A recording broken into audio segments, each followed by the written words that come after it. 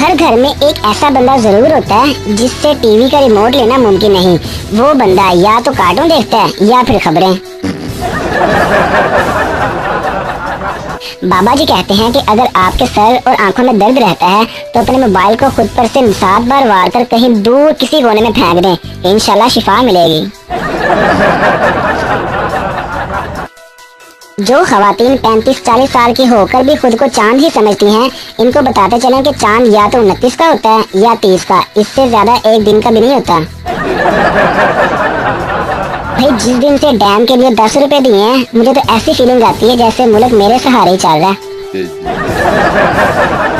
भाई एक तहकीक से साबित हुआ है कि मियाँ बीवी को आपस की मोहब्बत में इजाफे के लिए एक दूसरे की तारीफ करनी चाहिए और इस दौरान अपनी हंसी पर काबू रखना चाहिए।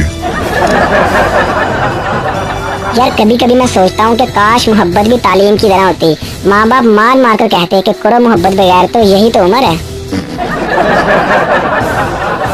एक होते हैं अमीर लोग, फिर आते हैं बहुत अमीर लोग, और फिर आते हैं वो लोग जो आपकी कॉल काटकर आपको खुद बैक कॉल करते हैं। भाई घर में अगर किसी का नया मोबाइल आ जाए तो बाकी लोगों का मोबाइल बिला वजह ही अटक अटक कर चलने लगता है। ये व्हाट्सएप स्टोरी पर गाने और रोने धोने वाले स्टेटस डालने वालों का एक अलग से व्हाट्सएप होना चाहिए।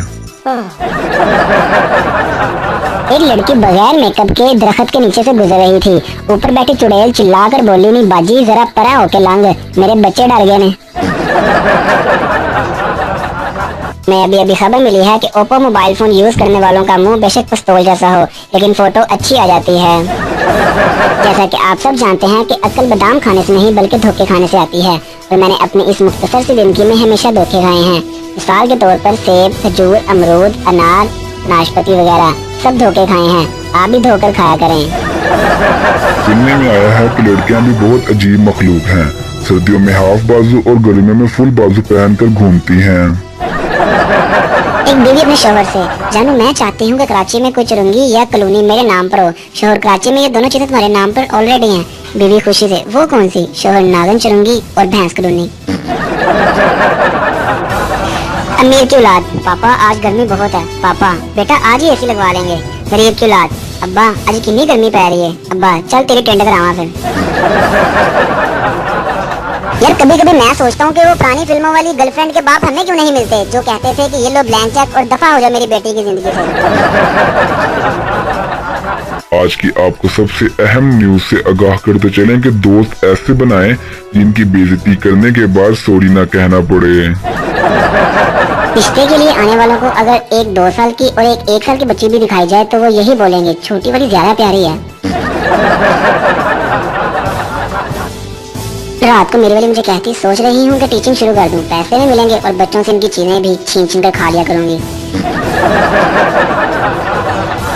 माँ के हाथ से खाने का अपना ही मजा है, फिर चाहे वो रोटी हो या फ्लाइंग चप्पल।